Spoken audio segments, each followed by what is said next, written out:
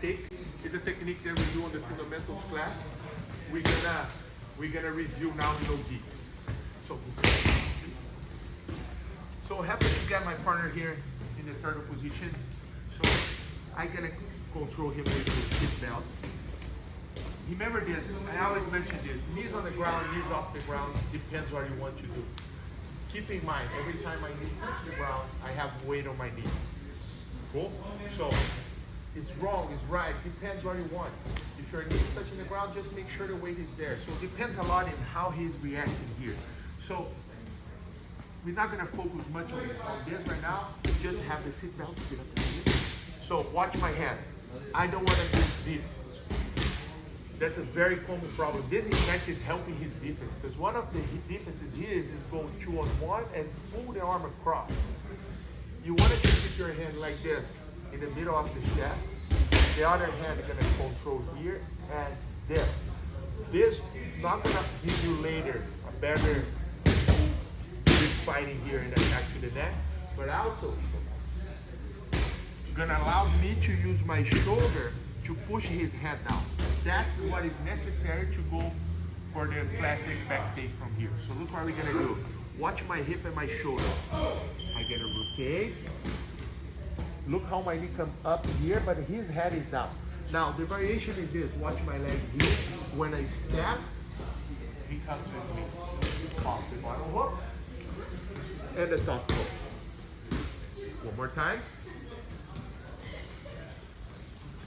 So, I have my control. My main goal is to tuck his chin by using shoulder pressure. So, one, step. Look how my back doesn't touch the ground. I'm sitting, and he's sitting in front of me. From here, I just bottom hook, drop to the strong side, top hook, everything nice and tight. One more time, the leg detail. Focus on my leg here, how we are doing to create leverage. A very common mistake is this. Look, that's going to stay heavy. This is the mistake. So the first thing I have to do to prevent this is make sure I'm pushing the head down. Now when I go here, it's still heavy. Look, but watch my leg here, when I step back, we unlock and I'm able to pull him down. Any questions? Everybody good? Let's go. Yes. We did this technique and then we did 2 back retentions when the guy was touching one of his shoulder blades on the ground. We're gonna go deeper today. We're gonna go a little bit more advanced. So for this first one, everybody here remember forward hip escape that we do on the warm up. We're gonna use this motion. So look what we're gonna have. I'm here with that. We're gonna start on this traditional way. One more time. One hand in the middle of the chest. Again, his defense. One of his possible defense when we talk about the hand is 2-on-1 and pull my arm across. Every time my arm goes too deep here, even when he goes here, I have a hard time to adjust the choke. Now if I'm here, this is easy to sink the choke here. So stop your hand here in the middle. What's gonna happen now? We are here, and Zach gonna start to do the classic escape. He's gonna try to bridge and going there. So what we're gonna do when this happens, we're gonna dissipate him and force him to the other side. So we are here. As soon as I feel his bridge, I'm gonna go with my toes on the ground. So I let go the hook, toes on the ground. As he bridge, I follow the escape. We are with full control on the strong side. Good? Again in another angle. So, we are here. We start to go. We let go the hook. We start to here. And we forward hip escape. And we land ready to attack. Once I land on the strong side, squeeze your knees, bring your legs as high as you can. Don't do this. Up. On the strong side. That's a very important idea. When we go on the weak side is different, we're going to do next.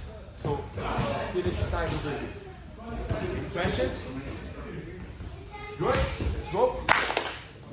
What's gonna happen now? We have our position, so remember, strong side, weak side is just a name for teaching. For him, if he can choose, he always going to choose escape on this side when he's coming up. And then we have our, and then of course, we land on the other side. There is escape. So we do the fundamentals class, escape for both sides. But as a first option, always on the weak side. Okay? Because on the weak side, you need one movement to start the defense. On the strong side, you need a minimum of 2 movements to start the escape. Now let's say he managed to get here, but he's not breathing. I don't feel he's breathing. So we are on the weak side. So we're gonna use another tool, not just to retain the back now, but we're also gonna seek a submission from here. So when I land on the weak side, first thing I have to worry about it, I have to put my hand under his head. It will be like a pillow under his head. So I'm gonna have to do a hip escape and sink in. So look the configuration of my body around his back here. Once I got here, now I have a very good chance of success here. What is the key to get a good hip escape? Change the angle here. Is make sure this hook here that is tight. As soon as I go, I open my leg and then I lock again. And I'm gonna lock now, not between his legs anymore, I'm gonna try to lock across his body if it's possible. Keep my hand under his head. Now I can come and step on my foot.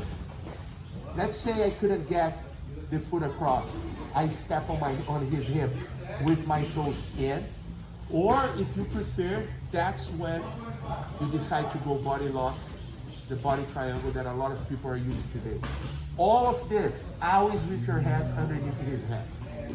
Whatever I lose here, I lose the position. Doesn't matter the legs. Okay? So one more time, we land here.